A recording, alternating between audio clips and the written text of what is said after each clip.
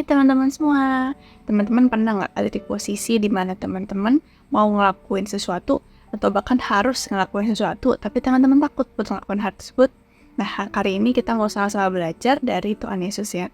Karena ternyata Tuhan Yesus juga pernah loh ngerasain rasa takut yang besar banget. Kita mau lihat ya gimana respon Tuhan Yesus di saat dihadapi dengan situasi seperti itu. Nah, ternyata Tuhan Yesus itu pernah takut sebelum dia disalib. Kita lihat ya ayatnya di Lukas 22 ayat 44. Ia sangat ketakutan dan makin bersungguh-sungguh berdoa. Peluhnya menjadi seperti titik-titik darah yang bertetesan ke tanah. Nah, di sini ditulisnya bahkan keringatnya tuh sampai berdarah gitu ya. Keringatnya seperti titik-titik darah. Itu tuh ngegambarin kalau Tuhan Yesus tuh setakut itu loh pada saat itu karena dia mau disalib.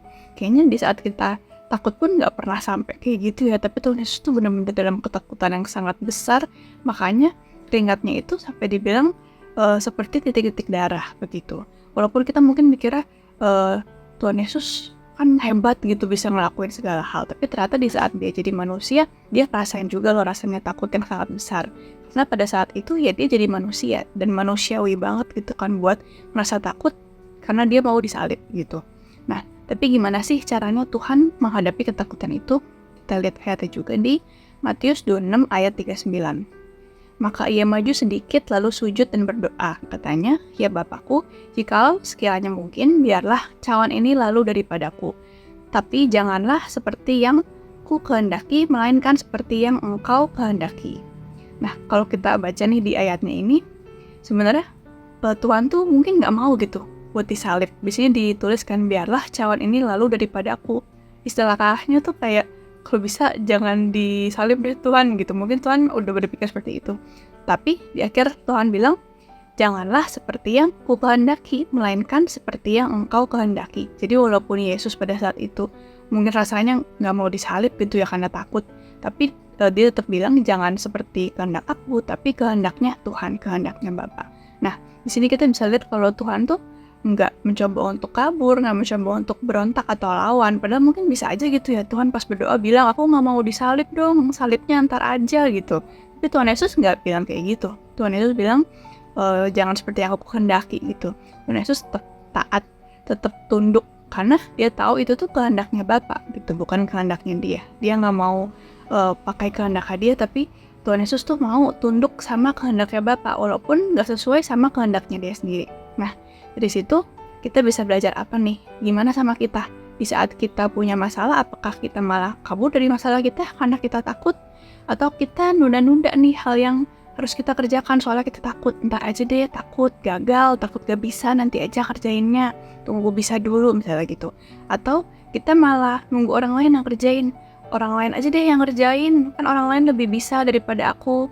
Teman aku aja deh yang mimpin komsel, jangan aku, teman aku kan lebih pintar ngomong daripada aku. Nah, apakah kita pernah kayak gitu? Nah, kalau misalnya kita mungkin masih suka kabur dari masalah, masih suka nunda-nunda kerjaan kita, masih suka kita tunggu orang lain aja yang kerjain. Nah, kita jangan sampai kayak gitu lagi, karena Tuhan Yesus pun dihadapkan dengan situasi yang menakutkan, Tuhan Yesus nggak pernah kabur. Dia nggak berontak, nggak lawan, nggak berusaha nego-nego gitu ya sama Bapak. Tapi Tuhan Yesus tetap hadapin hal itu. Nah, terus jangan lupa nih kita yang kita kerjakan itu, kalau itu kehendak Bapa, berarti kita harus taat. Kayak tadi Tuhan Yesus itu tetap tunduk karena dia tahu kalau penyaliban dia itu ya kehendaknya Bapa. Jadi walaupun mungkin gak sesuai sama keinginannya dia, Tuhan Yesus tetap taat karena itu kehendaknya Bapa.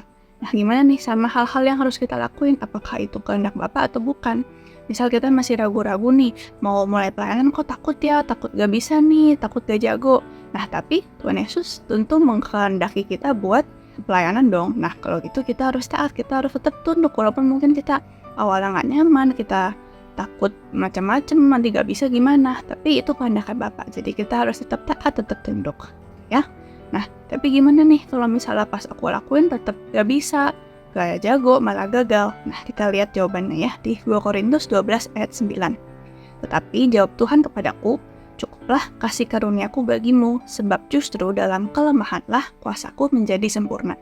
Sebab itu terlebih suka aku bermegah atas kelemahanku, supaya kuasa Kristus turun menaungi aku. Nah, di highlight tuh ya, justru dalam kelemahanlah kuasaku menjadi sempurna. Jadi jangan khawatir gitu sama kelemahan kita.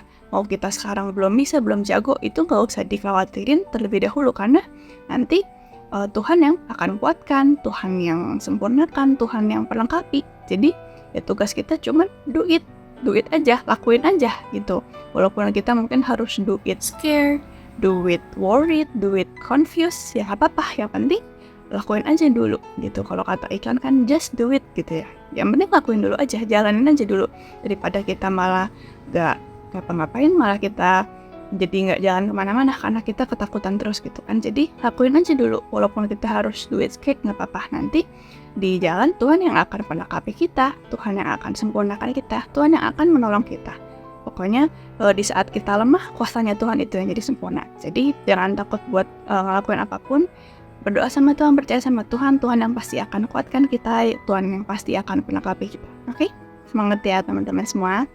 Oke deh, segitu aja sharing dari aku kali ini. Jangan lupa ya buat subscribe ke channel ini supaya nggak ketinggalan sama video-video sharing atau video-video ibadah lainnya ya. Thank you teman-teman, sampai ketemu di kesempatan selanjutnya ya. Bye-bye, God bless you.